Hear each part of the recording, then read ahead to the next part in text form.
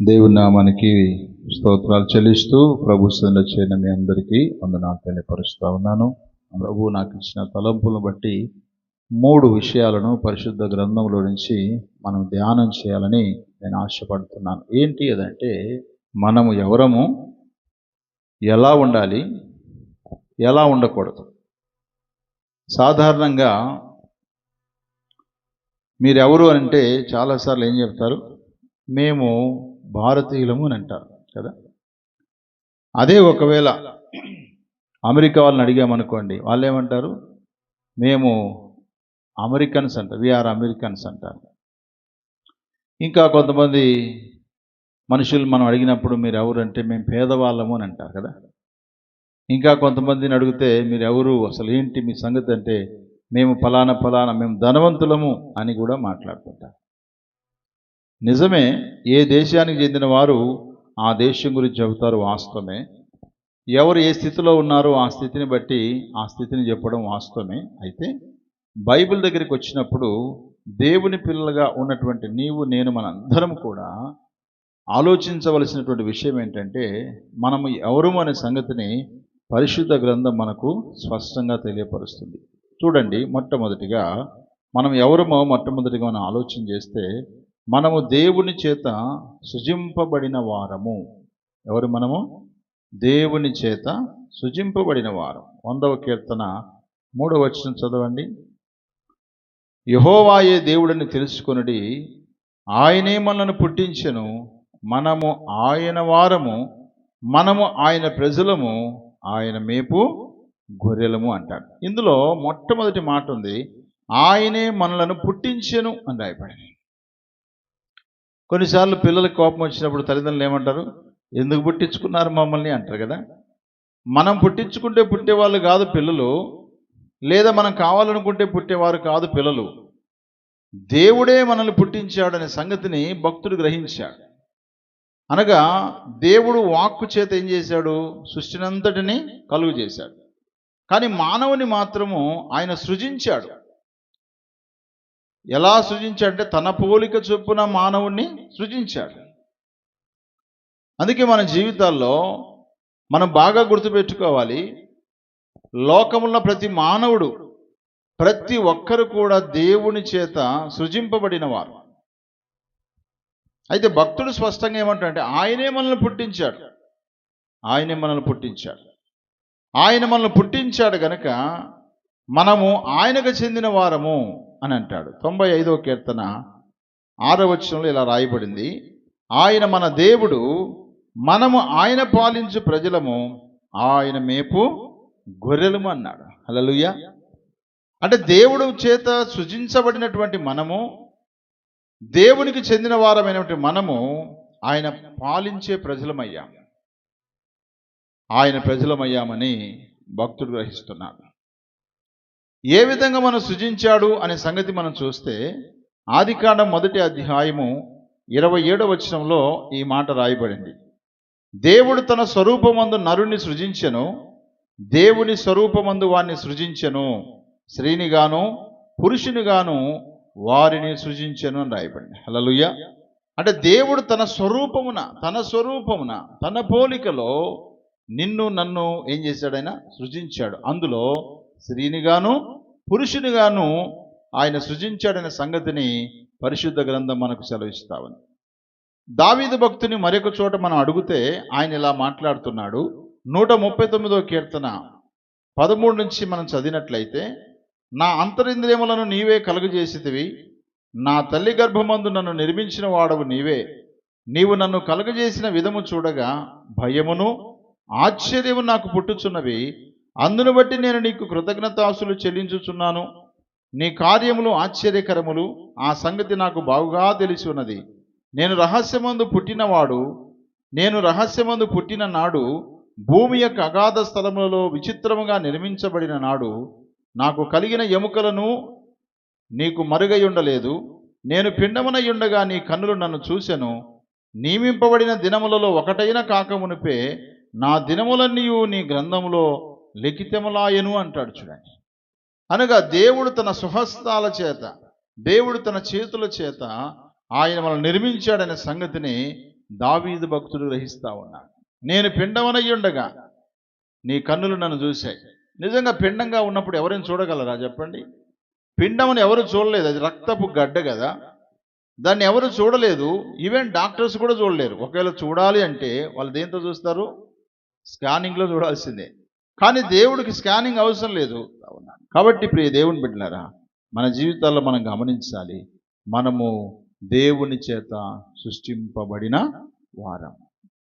ఇదే 119వ కీర్తన 73వ వచనంలో, నీ చేతులు నన్ను నిర్మించి నాకు రూపు ఏర్పరచెను, నేను నీ ఆజ్ఞలను నేర్చుకున్నట్టు నాకు బుద్ధి దయచేయమని ప్రార్థన చేస్తా ఉన్నాను.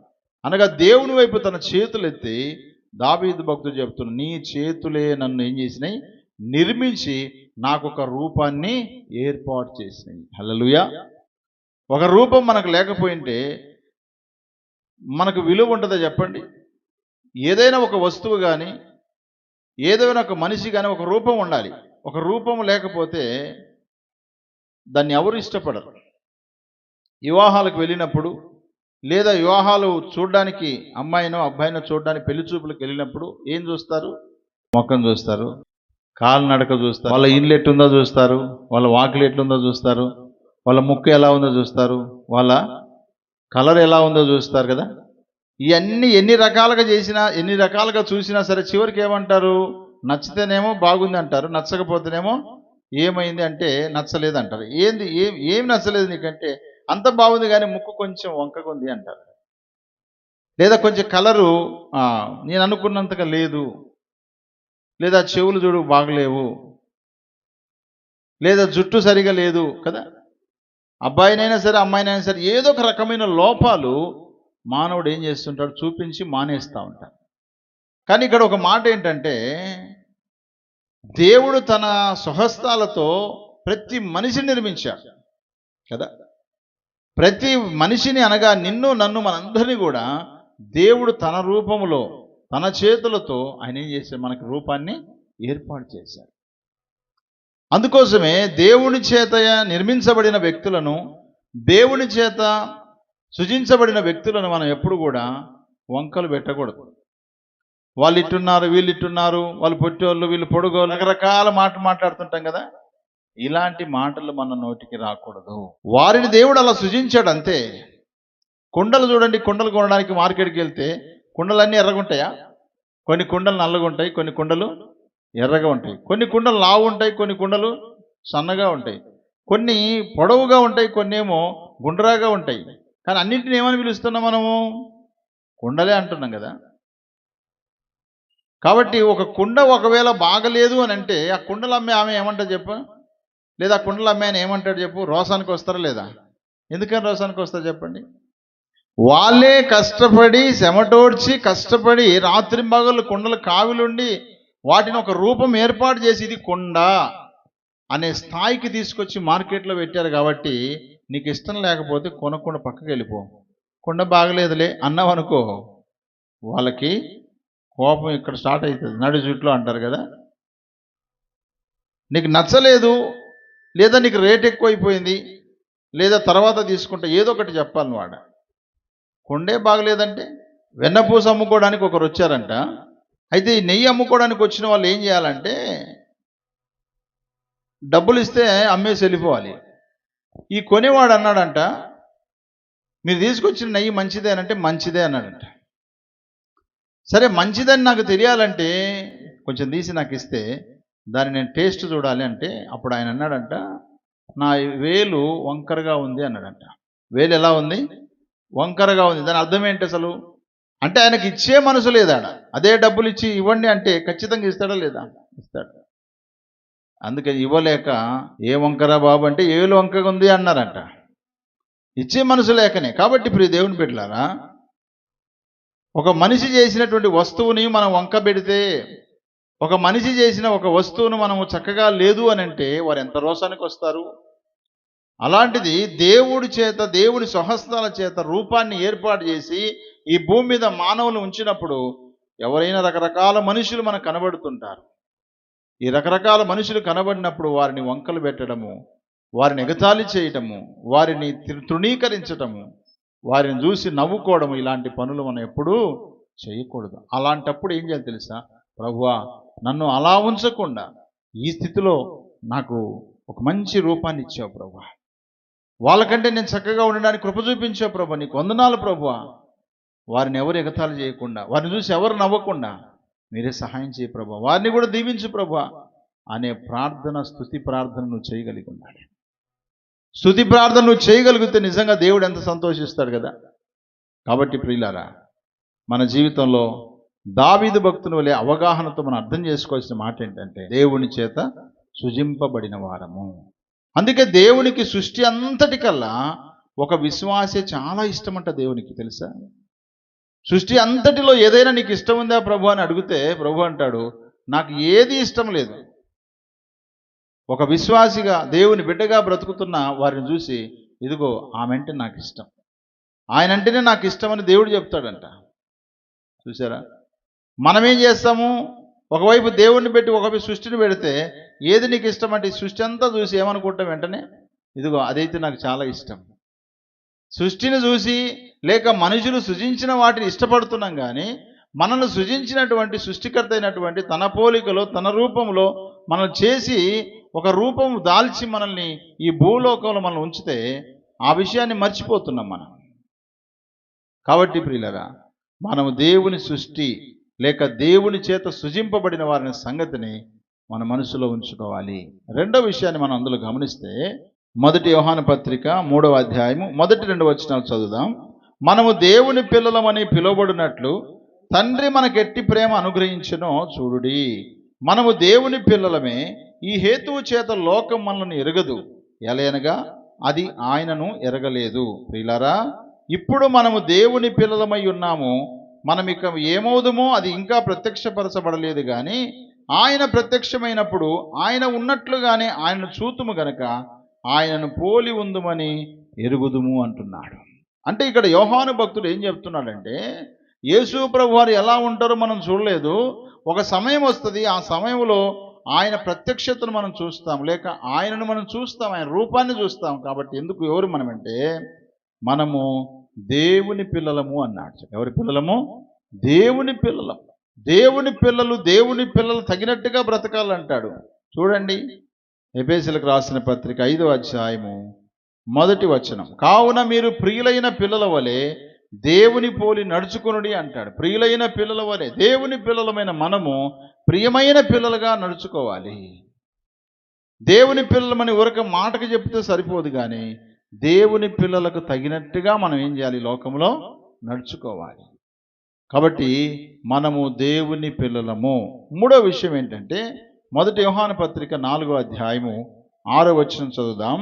మనము దేవుని సంబంధులము, దేవుని ఎరిగినవాడు మన మాట వినును, దేవుని సంబంధి కానివాడు మన మాట వినడు. ఇందువలన మనము సత్యస్వరూపు అయిన ఆత్మ ఏదో, భ్రమపరచు ఆత్మ ఏదో తెలుసుకొనుచున్నాము అంటున్నారు. అంటే ఇక్కడ మూడో విషయం ఏం చెప్తున్నంటే, మనము దేవుని సంబంధులము. ఎవరి సంబంధులము?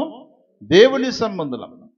ఒక గ్రామానికో ఒక ఇంటికో ఎవరైనా వచ్చారనుకోండి, వీళ్ళు ఎవరి సంబంధం అని అడుగుతారు కదా. ఎవరి సంబంధం అన్నప్పుడు ఫలాని వారి సంబంధం అన్నప్పుడు ఇక వాళ్ళతో మనకేం పనిలే అని అనుకుంటారు కదా.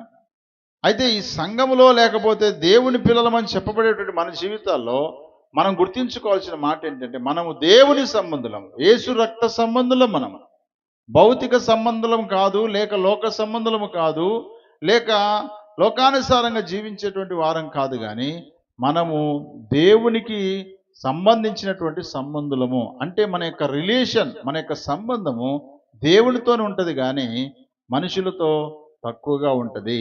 ఎక్కువ సమయం దేవునితో ఉంటుంది, తక్కువ సమయం మనుషులతో ఉంటుంది. దేవుని సంబంధులకు అవసరాన్ని బట్టి దేవుని సంబంధులైన పిల్లలు మనుష్య సంబంధులతో మాట్లాడుతూ ఉంటారు. కొంతమంది మానవులతో మాట్లాడుతూనే ఉంటారు, లోకంతో మాట్లాడుతూనే ఉంటారు. వారి జీవితం అంతా ఎలా ఉంటుందంటే, ఆత్మ సంబంధమైన దానికంటే ఎక్కువగా శరీర సంబంధంగానే వారు ఎక్కువగా జీవిస్తూనే ఉంటారు. కాబట్టి ప్రియులారా, మన జీవితంలో మనము దేవుని సంబంధులము అనే సంగతిని మన మనసులో ఉంచుకుందాం. 4వ విషయాన్ని మనం గమనిస్తే, రోమీయులకు రాసిన పత్రిక 8వ అధ్యాయము 16-17 వచనాలు చదువుదాం. మనము దేవుని పిల్లలమని ఆత్మ తానే మన ఆత్మతో కూడా సాక్ష్యమిచ్చుచున్నాడు. మనము దేవుని పిల్లలమైతే వారసులము, అనగా దేవుని వారసులము, క్రీస్తుతో కూడా మహిమ పొందుటకు ఆయనతో శ్రమపడిన ఎడల క్రీస్తు తోడి వారసులము అంటున్నాడు. మనము దేవుని వారసులము. దేవుని వారసులము. వారసులు అంటే ఎవరో తెలుసా?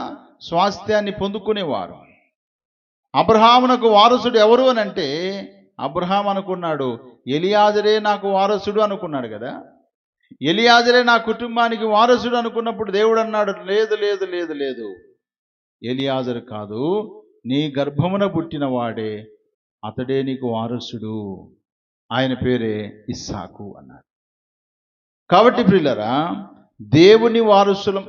పాటలు కూడా పాడుతూ ఉంటాం, దేవుని వారసులం నవయుగ సైనికులం అనే పాటలు పాడుతూ ఉంటాం. నిజమే, దేవుని వారసులం అని చెప్పుకుంటున్న మనము దేవుని వారసులకు తగినట్టుగా బ్రతకాలి. మనం ఈ లోకంలో దేవుని వారసులము. దేవుని వారసులం. మీ కుటుంబాల్లో మీకు వారసుడు ఎవరు అంటే, ఇంటిలో పెద్దవాడు కదా, ఇంట్లో పెద్దవాడు వారసుడు అవుతాడు. అది ఎలాంటి వాడైనా సరే గాక, మన తర్వాత నెక్స్ట్ జనరేషన్లో మన ఇంటిని ఏలేది ఎవడు? వాడే. మన పొలం ఉంటే పొలాన్ని అనుభవించేది వాడే. మనకున్న ఆస్తిని అనుభవించాల్సిన బాధ్యత లేక హక్కు వానికే ఉంటుంది. ఎందుకంటే వాడు వారసుడు, లేక వానిలో నుంచి వచ్చిన వాడు గనక వారసుడు. కాబట్టి ఇప్పుడు మనము లోకములో ఉన్నటువంటి మన జీవితాలని దేవుడు తన దగ్గర తీసుకున్నాడు. పిలుచుకున్నటువంటి మన జీవితాల్లో మనం ఏమయ్యామంటే దేవుని వారసులమయ్యాం. భౌతికంగా చూస్తే మన కుటుంబంలో మన తండ్రికో తల్లికో వారసులం అయి ఉండొచ్చు. లోకానికి చూడడానికి పలాని వారి వారసుడు అని చెప్పవచ్చేమో, కానీ దేవుని దగ్గరికి వస్తే మనం ఏమయ్యామంట? క్రీస్తుతో పాటు దేవుని వారసులమయ్యాం. అనగా మనము దేవుని వారసులము. ఆ మీదట 2వ కొరింథీ పత్రిక 6వ అధ్యాయము 16వ వచనం మనం చదివితే, దేవుని ఆలయమునకు విగ్రహములతో ఏమి పొందిక, మనము జీవము గల దేవుని ఆలయమై ఉన్నాము అన్నాడు. హల్లెలూయా. మనము జీవము గల దేవుని ఆలయం అంటే దీని అర్థం ఏంటో తెలుసా? జీవము లేని ఆలయాలు ఉన్నాయి, జీవము లేనటువంటి దేవుని ఆలయాలు ఉన్నాయి. కానీ మనమైతే జీవము కలిగిన దేవుని ఆలయము. జీవము గల దేవుని ఆలయం గనక వాక్యం ఇలా సెలవిస్తుంది, మీ దేహమే దేవుని ఆలయం అన్నాడు కదా. మీ దేహమే దేవుని ఆలయం. కాబట్టి మనము దేవుని ఆలయంగా ఉండాలి. దేవుని ఆలయంలో మనం ఉండడం కాదు, కానీ మనమే దేవుని ఆలయం అన్నాడు. చూడండి, హెబ్రీయులకు రాసిన పత్రిక 3వ అధ్యాయము 6వ వచనం చదువుదాం. అయితే క్రీస్తు కుమారుడయ్యుండి ఆయన ఇంటి మీద నమ్మకంగా ఉన్నాడు. ధైర్యమును నిరీక్షణ వలని ఉత్సాహమును తుదమట్టుకు స్థిరముగా చేపట్టిన ఎడల మనమే ఆయన ఇల్లు అన్నాడు. చూడండి, మనమే ఆయన ఇల్లు అనగా విశ్వాసులమైన మనము, సంఘములో చేర్చబడిన మనము దేవుని ఆలయం అనే సంగతిని మనం ఎప్పుడు మర్చిపోకూడదు. ఇప్పుడు దేవుని ఆలయాన్ని లేక దేవుని మందిరాన్ని మనం పరిశుభ్రంగా ఉంచుతామా, అపరిశుభ్రంగా ఉంచుతామా? మన మందిరాన్ని ఏం చేస్తాము, ఆలయాన్ని ఏం చేస్తాము? పరిశుభ్రంగా ఉంచుకుంటాం కదా. ఇది భౌతికమైనటువంటిది. అయితే ఆధ్యాత్మికంగా దేవుని మందిరమైన మన దేహాన్ని కూడా మనం ఏం చేసుకోవాలి? ఎప్పటికప్పుడు మనకున్న మలినాన్ని ఏం చేసుకోవాలా? క్రీస్తు రక్తం చేత కడుక్కుంటూ ఉండాలి. లేదా దేవుని వాక్యం చేత మన మీద ఉన్నటువంటి మలినాన్ని, ఈ ఆలయం మీద ఏ దుమ్ము పడిందో ఆ దుమ్మును మనం ఏం చేసుకోవాలా? తొలగించుకుంటూ ఉండాలి. ఎందుకంటే మనము దేవుని ఆలయం. నిజంగా దేవుని ఆలయం ఎంత శుభ్రంగా ఉండాలని కోరుకుంటామో, అలాగే మనం కూడా దేవుని ఆలయం కనుక మనం ఎట్లుండాలి? పరిశుభ్రంగా, పరిశుద్ధంగా, నీతిగా, నిజాయితీగా దేవుని పిల్లలుగా మనం ఏం చేయాలా? ఈ లోకంలో జీవించాలి. యూదా పత్రిక 1వ అధ్యాయము 1వ వచనం, యేసుక్రీస్తు దాసుడును యాకోబు సహోదరుడునైన యూదా తండ్రి అయిన దేవుని యందు ప్రేమింపబడి యేసుక్రీస్తునందు భద్రము చేయబడి పిలువబడిన వారికి శుభమని చెప్పి రాయినది అన్నాడు. అంటే యూదా అనేటువంటి ఒక ఆయన ఉన్నాడు. ఆయన ఎవరై అంటే యేసుక్రీస్తుకు తమ్ముడు. ఆయన యేసుప్రభు వారు భూలోకంలో ఉన్నప్పుడు యేసుప్రభునందు విశ్వాసం ఉంచలేదు. ఆయన యేసుప్రభు వారు చనిపోయి తిరిగి 3వ దినం తిరిగి లేచి పరలోకానికి ఆరోహణం అయిపోయిన తర్వాత ఈ యూదా అనేటువంటి వ్యక్తి ప్రభువుని నమ్ముకున్నాడు. ఎవరైనంటే యాకోబు పత్రిక రాసినటువంటి ఆయన యొక్క సహోదరుడు. ఈ యాకోబు యూదా ఎవరై అంటే యేసు ప్రభు వారికి తమ్ముళ్ళు వీరు. కాబట్టి యూదా ఏమంటున్నాడంటే తండ్రి అయిన దేవుని యందు ప్రేమించబడి అన్నాడు. అంటే మనము దేవుని చేత ప్రేమించబడిన వారము. హల్లెలూయా. మనుషుల చేత ద్వేషింపబడిన వారము. దేవుని చేత ప్రేమించబడిన వారము, మనుషుల చేత ద్వేషింపబడిన వారం. అలాగన యేసుక్రీస్తునందు భద్రము చేయబడిన వారము. మనల్ని కాపాడే పనుల్లో ఎవరిది అంటే ప్రభువైన యేసుక్రీస్తు వారే.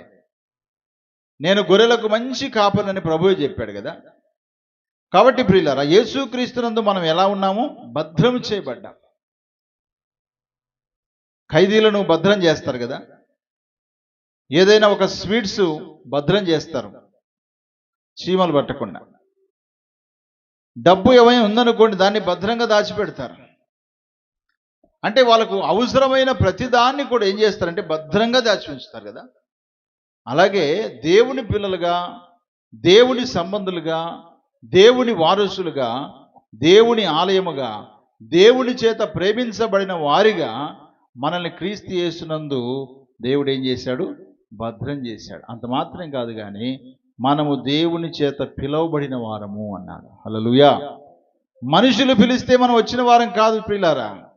మనుషులు నమ్ముకోమంటే ప్రభుని నమ్ముకున్న వారం కాదు, దేవుని చేత పిలువబడిన వారం. యేసు ప్రభు వారి శిష్యులు ప్రభు చేత పిలువబడి చివరికి వారి ప్రాణాలు అర్పించడానికి కూడా వారు సిద్ధపడ్డారు. ఈనాడు చాలామంది హతసాక్షులు అయిపోతున్న కారణం ఏంటంటే దేవుని చేత పిలువబడిన వారు కనుకనే. దేవుని చేత పిలువబడినటువంటి మనము ఎంత ధన్యులమో చూడండి. అందుకే ప్రభు చెప్పాడు, యోహాను సువార్త 15వ అధ్యాయము 19వ వచనంలో, మీరు లోక సంబంధులైన ఎడల లోకము తన వారిని స్నేహించును, అయితే మీరు లోక సంబంధులు కారు, నేను మిమ్మల్ని లోకములో నుండి ఏర్పరచుకుంటుని, అందుచేతనే లోకం మిమ్మల్ని ద్వేషించుచున్నది అన్నాడు. చూసారా? అనగా దేవుని చేత ప్రేమించబడిన వారము, యేసుక్రీస్తునందు భద్రము చేయబడిన వారము, దేవుని చేత పిలువబడిన వారము. ఎందుకొరకు పిలువబడ్డామని అంటే పేతురు భక్తుడు ఇలా చెప్తాడు. మొదటి పేతురు పత్రిక 2వ అధ్యాయము 9వ వచనంలో ఈ మాట చెప్పాడు. చూడండి, అయితే మీరు చీకటిలో నుండి ఆశ్చర్యకరమైన తన వెలుగులోనికి మిమ్మును పిలిచిన వాని గుణాతిశయములను ప్రచురము చేయి నిమిత్తము ఏర్పరచబడిన వంశమును, రాజులైన యాజక సమూహము, పరిశుద్ధ జనమును, దేవుని సొత్తైన ప్రజలునై ఉన్నారు అన్నాడు. చూసారా? దేవుని సొత్తు మనం, అనగా దేవుని చేత పిలువబడిన వారం. ఎందుకొరకంటే ఆయన గుణాతిశయములను, ఎవరి గుణాతిశయములను? ప్రభుని యేసు యొక్క గుణం ఇలా ఉంటుంది, ఆయన ఇలాంటి వాడు అని ప్రజలకు తెలియపరచటానికి, ప్రచురము చేయుట కొరకై ప్రభు మనల్ని ఏం చేసుకున్నాడు?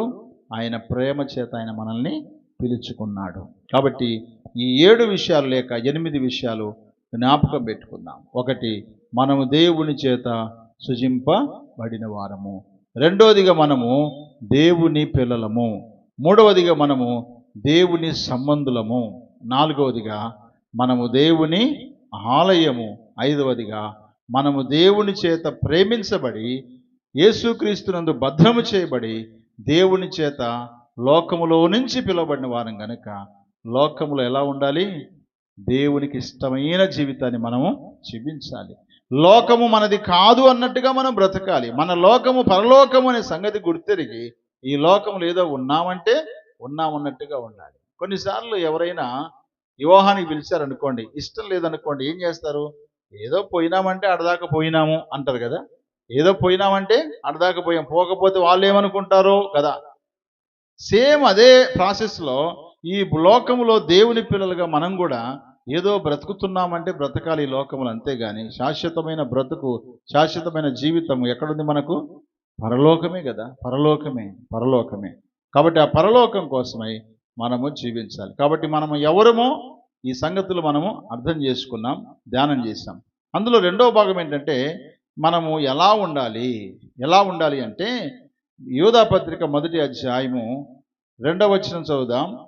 మీకు కనికరమును సమాధానమును ప్రేమయు విస్తరించునుగాక అంటున్నాడు. అంటే యూదా భక్తుడు ఇక్కడ విశ్వాసులైన వారికి, దేవుని చేత ప్రేమించబడిన వారికి, క్రీస్తు యేసునందు భద్రము చేయబడిన వారికి, దేవుని చేత పిలువబడినటువంటి వారికి ఏం చెప్తున్నాడు తెలుసా? కనికరమును, సమాధానము, ప్రేమ మీకు విస్తరించునుగాక అన్నాడు. అంటే మన జీవితాల్లో మనము కనికరం కలిగి ఉండాలి. రెండవదిగా మనము సమాధానం కలిగి ఉండాలి. మూడవదిగా మనము ప్రేమ కలిగి ఉండాలి. ప్రేమ కలిగి ఉండాలి ఎదుటి వారి పట్ల. ఎందుకని ప్రభు చెప్పాడంటే కనికరం గల వారు ధనులు, వారు కనికరింపబడుదురు అన్నాడు కదా. అలాగే సమాధానంగా ఉండాలి. ఎందుకంటే సమాధానకర్త అయిన దేవుని పిల్లలు కనుక మనం.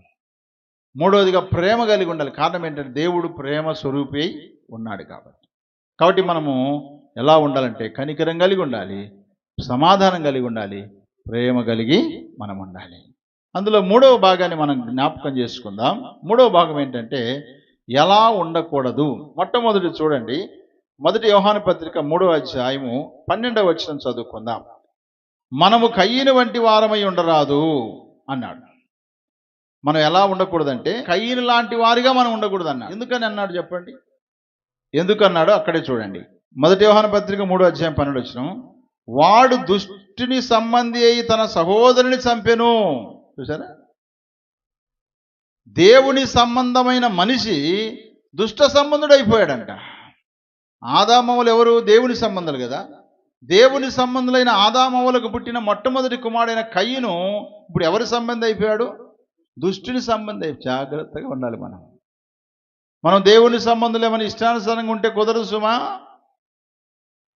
కయ్యను నిజంగా ఆలోచించవలసిన వాడు. దేవుడున్నాడు, దేవుడు ఆదాము అవ్వలుగా మా అమ్మను మా నాన్నను ఉంచాడు, వారిలో నుంచి నేను వచ్చాను కాబట్టి వారు ఏం చెప్తారో వారి మాట వినాలి, దేవునికి లోబడాలనే సంగతి మర్చిపోయి వాడు దుష్టుని సంబంధి తన సహోదరుని ఏం చేశాడు? ప్రేమించాడా? చంపేశాడు. ఎంత దారుణం! ఈనాడు చాలామంది ఇలాంటి వారిని మనం చూస్తున్నాం. అంత మాత్రమే కాదు, వాడు అతన్ని ఎందుకు చంపెను? తన క్రియలు చెడ్డవై తన సహోదరుని క్రియలు నీతి గలవై ఉండిన గనకనే కదా అన్నాడు. చూసారా? దుష్ట సంబంధంగా ఉన్నాడు, తన సహోదరిని చంపేశాడు, తన క్రియలు చెడ్డగా ఉన్నాయి. అందుకుగాను ఇప్పుడు మనము ఎలా ఉండకూడదంట? కయ్యను వంటి వారిగా ఉండకూడదు. పైగా దేవుడు అడిగితే నీ తమ్ముడైనటువంటి హేబేలు ఎక్కడ అన్నప్పుడు కూడా ఏం చెప్పాడు తెలుసా? వానికి నేనేమైనా కావలి వాడనా? నేనేమో సెక్యూరిటీ గార్డ్ అనుకుంటున్నావా అని దేవుణ్ణే ప్రశ్నించాడు. చూసారా? అంటే ఒక మాట చెప్పాడు, తన తలబిరుసుతనం కలిగిన వాడు, పొగరుతనం కలిగిన వాడు, దేవునికి ఇష్టం లేని బ్రతుకు బ్రతికిన వాడు, తన జీవితంని పాడు చేసుకున్నవాడు కయ్యను. కాబట్టి ప్రియులారా, మనము కయ్యను వంటి వారి వలె ఉండకూడదు అన్నాడు.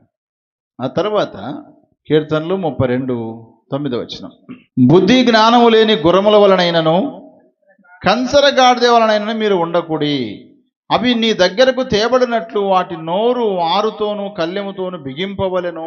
చూసారా?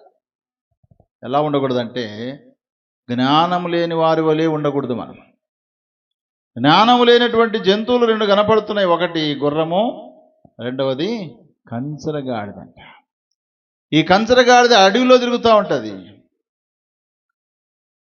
ఈ జ్ఞానం లేని గుర్రాలు ఉన్నాయి చూడండి, యుద్ధానికి కూడా ఏం చేస్తాయి తెలుసా? ఎదురుగా పోతూనే ఉంటాయి. వాడు కత్తితో మనం చంపేస్తాడు, లేదా గన్నుతో గాలి చేస్తాడు, తుపాకీతో గాలి చేస్తాడనే భయం కూడా వాటికి ఉండదు. ఒక మాట చెప్పాలంటే తలతలలాడేటువంటి ఆ కత్తిని చూసి అది ఏం చేశాడు? కాలు దువ్వుతుందంట. అందుకే రాజుల కాలంలో యుద్ధాలకు వెళ్తేప్పుడు దేని మీద వెళ్ళారు? గుర్రాల మీద వెళ్ళారు. అందుకోసమే గుర్రాల వలె, జ్ఞానం లేని గుర్రాల వలె, బుద్ధి లేని గుర్రాల వలె, కంచరగాడిద వలె మీరు ఉండొద్దు అంటాడు. ఎందుకంటే మీరు దేవుని చేత సృజింపబడిన వారు, మీరు దేవుని పిల్లలు, దేవుని సంబంధులు, దేవుని వారసులు, దేవుని ఆలయము, దేవుని చేత ప్రేమించబడిన వారు గనక, మీ జీవితం క్రీస్తునందు భద్రం చేయబడింది గనక, దేవుని చేత మీరు ప్రేమించబడిన వారు గనక, కనికరము, ప్రేమ, సమాధానం కలిగి ఉన్న మీ జీవితాల్లో ఎలా ఉండకూడదో తెలుసా? ఎఫెసీయులకు రాసిన పత్రిక 5వ అధ్యాయం 15-16 వచనం, దినములు చెడ్డవి గనక మీరు సమయమును పోనివ్వక సద్వినియోగము చేసుకొనుచు అజ్ఞానుల వలె కాక జ్ఞానుల వలె నడుచుకున్నట్టు జాగ్రత్తగా చూసుకోండి అంటారు. చూసారా? జ్ఞానులు అనగానే మనకు యేసుప్రభు వారు పుట్టినప్పుడు జ్ఞానులు వచ్చారు. ఎక్కడి నుంచి వచ్చారు?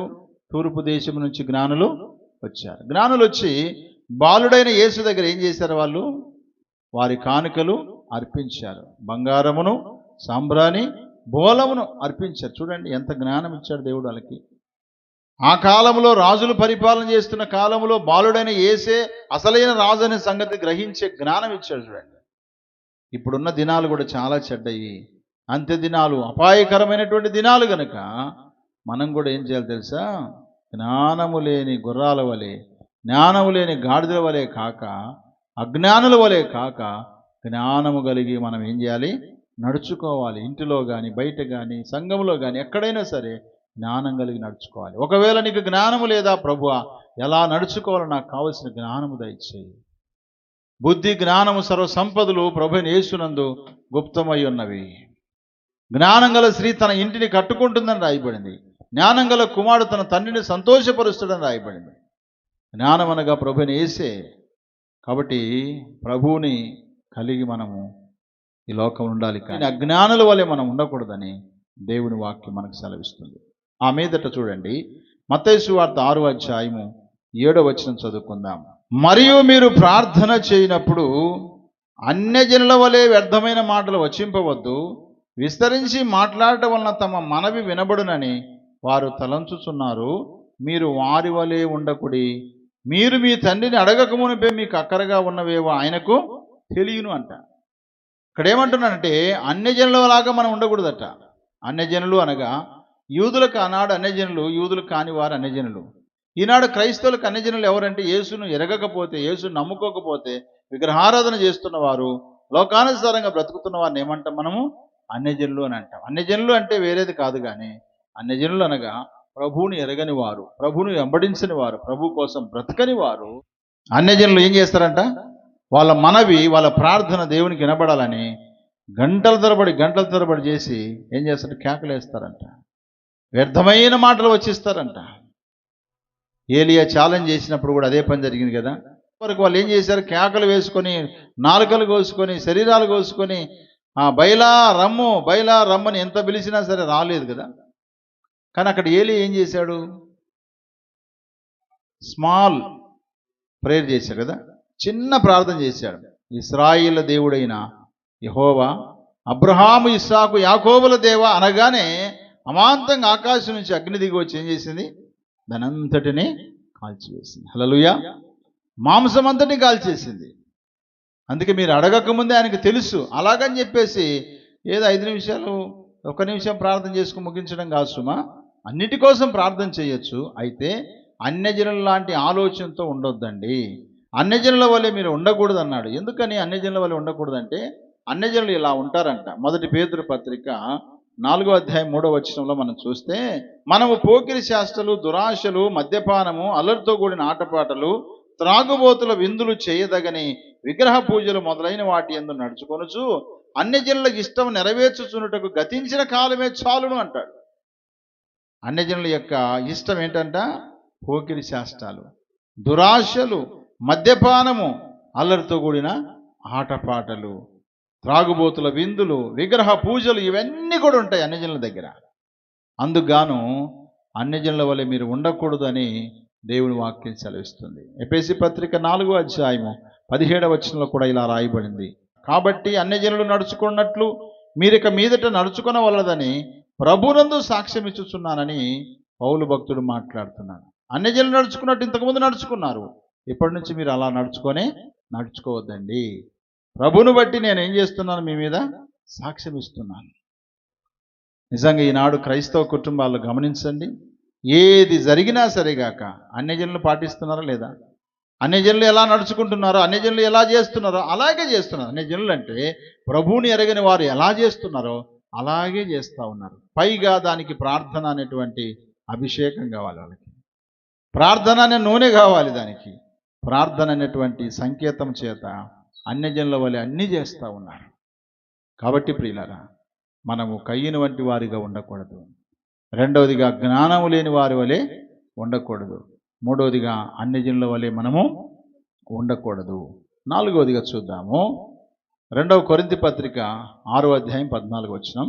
మీరు అవిశ్వాసులతో జోడుగా ఉండకుడి, నీతికి దుర్నీతితో ఏమి సాంగత్యము, వెలుగునకు చీకటితో ఏమి పొత్తు అన్నాడు. అవిశ్వాసులతో జోడుగా ఉండకూడదు మనం. అవిశ్వాసులు అంటే ఎవరు తెలుసా? అవిశ్వాసులంటే ప్రభువుని ఎరిగి కూడా ప్రభువు తగినట్టుగా ప్రభు పిల్లలుగా బ్రతకవలసిన బ్రతుకును మర్చిపోయి లోక సంబంధమైన జీవితాన్ని జీవిస్తూ పై బోర్డు ఏం పెట్టుకుంటారో తెలుసా? ఐ యామ్ బిలీవర్, నేను విశ్వాసిని. సంఘములో విశ్వాసి అంతే, తనకు తాను చెప్పుకోవడానికి విశ్వాసి. కానీ వారి శాస్త్రాలన్నీ ఎలా ఉంటాయి తెలుసా? అవిశ్వాసంగానే ఉంటాయి.